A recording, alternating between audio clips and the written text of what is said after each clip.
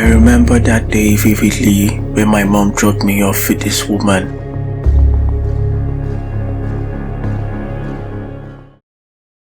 I remember that day vividly when my mom dropped me off with this woman and her husband. I cried my eyes out.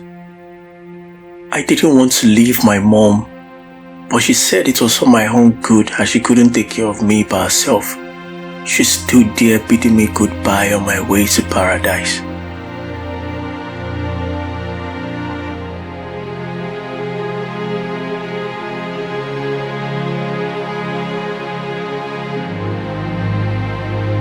It's been days since I started living with this woman and her husband.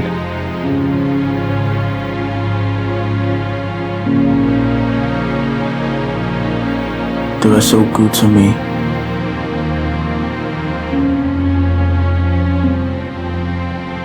The husband is not always around as he goes to work every day.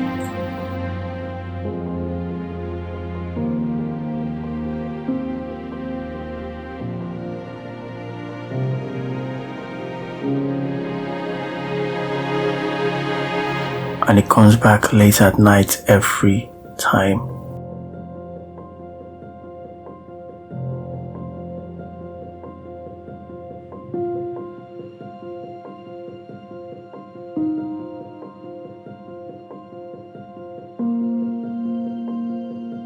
One day the woman called me to get something for her in her room. I agreed. Suddenly I noticed she went to lock the door. I have no idea what was happening.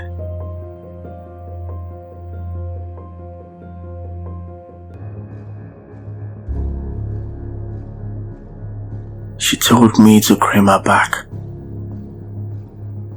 I said no, I can't. Then she told me not to make a noise. I should pick the syringe. That was how she dragged me to the bed, drugged me, and that is how it started.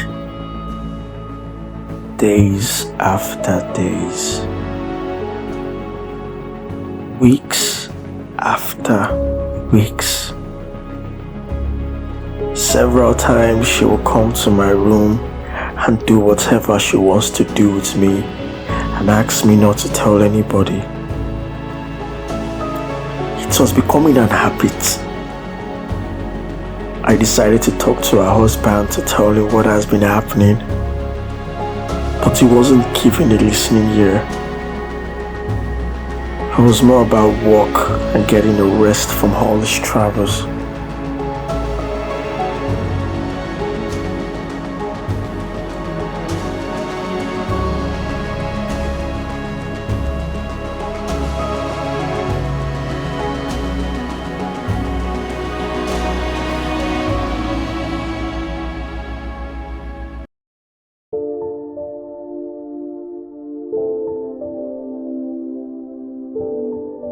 It's been over 8 years and I still get molested night after night. I tried telling my friends about it, but they laughed at me, saying I was weak, that I should enjoy the pleasure. Several times I've tried talking to the husband, but he never listens. Nobody sees how damaging it is. Nobody understands the pain I go through every night for over 10 years. One day, the thoughts of taking my life popped in my head. Let me just take this poison and die and save myself from all this pain. But then I remembered my mother and the sacrifices she has made for me. I promised I was going to make her smile again. I thought I was going to be great, so I can't just leave her alone in this world. I couldn't tell her what I was going through because it was certain no one would believe me. I couldn't take the poison.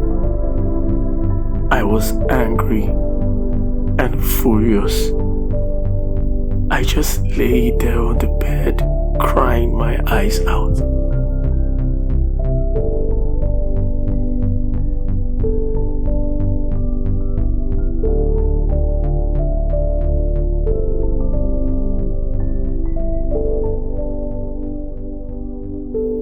It's another day, and I was in the kitchen cooking because I do basically everything in the house for her. I was cutting tomatoes as she called me. I knew what was about to happen when I turned to go. Then I turned back to pick up the knife I was using and hid it.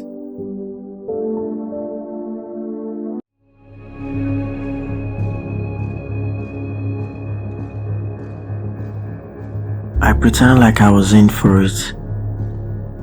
She was happy about that. She hugged me, and I hugged her back, and brought out the knife and stabbed her for all the wrongs she has been doing me.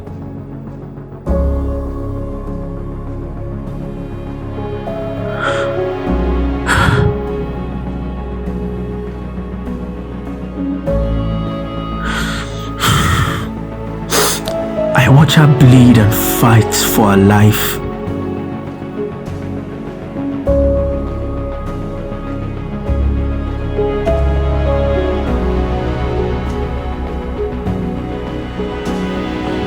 I took her phone and called the police, telling them I just murdered someone. Then I waited for your arrival.